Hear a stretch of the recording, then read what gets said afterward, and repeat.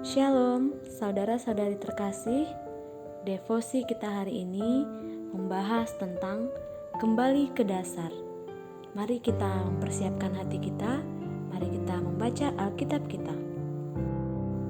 Yehezkiel 45 ayat 9 sampai 10 dan ayat 17 sampai 20. Beginilah firman Tuhan Allah. Cukuplah itu, hai raja-raja Israel. Jauhkanlah kekerasan dan aniaya, tetapi lakukanlah keadilan dan kebenaran. Hentikanlah kekerasanmu yang mengusir umatku dari tanah miliknya. Demikianlah firman Tuhan Allah.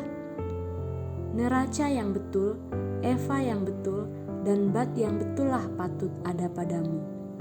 Dan rajalah yang bertanggung jawab mengenai korban bakaran, korban sajian, korban curahan pada hari-hari raya, bulan-bulan baru, hari-hari Sabat, dan pada setiap perayaan kaum Israel. Ialah yang akan mengolah korban penghapus dosa, korban sajian, korban bakaran, dan korban keselamatan untuk mengadakan pendamaian bagi kaum Israel. Beginilah firman Tuhan Allah. Pada bulan yang pertama, pada tanggal 1 bulan itu, ambillah seekor lembu jantan muda yang tidak bercela dan sucikanlah tempat kudus itu. Imam harus mengambil sedikit dari darah korban penghapus dosa dan membubuhnya pada tiang-tiang bait suci dan pada keempat sudut jalur keliling yang ada pada mezbah dan pada tiang-tiang pintu gerbang pelataran dalam. Demikianlah engkau harus perbuat pada hari pertama bulan yang ketujuh demi orang-orang yang berbuat dosa dengan tidak sengaja dan tanpa diketahui. Dengan demikian engkau mengadakan pendamaian bagi bait suci.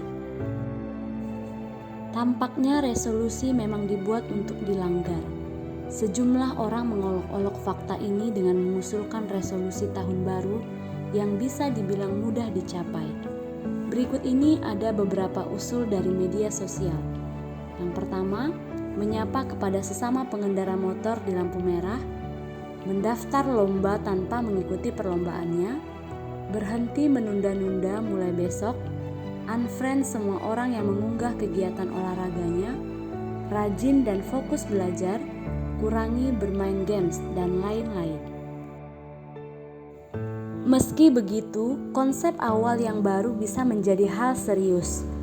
Bangsa Yehuda yang terasing benar-benar membutuhkan awal yang baru.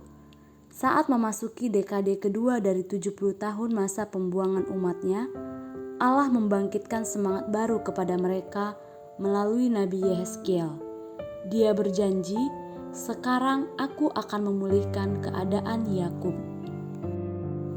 Namun, bangsa itu harus pertama-tama kembali ke dasar, kepada perintah-perintah yang Allah berikan kepada Musa 800 tahun sebelumnya. Hal ini termasuk soal perayaan Tahun Baru.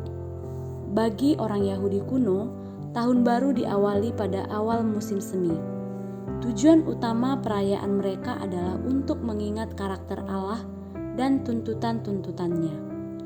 Allah berkata kepada para pemimpin, "Jauhkanlah kekerasan dan aniaya, tetapi lakukanlah keadilan dan kebenaran, dan menegaskan perlunya kejujuran." Pelajaran ini berlaku juga bagi kita. Iman kita harus disertai perbuatan, atau iman itu akan sia-sia. Di tahun yang baru ini, saat Allah menyediakan semua yang kita butuhkan, marilah kita menghidupi iman kita dengan cara kembali ke dasar. Kasihilah Tuhan Allahmu dan kasihilah sesamamu manusia seperti dirimu sendiri. Menurut kamu, dalam hal apakah kamu perlu kembali ke dasar? Bagaimana kamu mempraktekkan hal tersebut di tahun yang baru ini? Bapa, kiranya Roh-Mu menunjukkan bagaimana aku harus mengutamakan orang lain lebih daripada diriku sendiri. Mampukan aku mengasihi-Mu dengan segenap hatiku. Amin.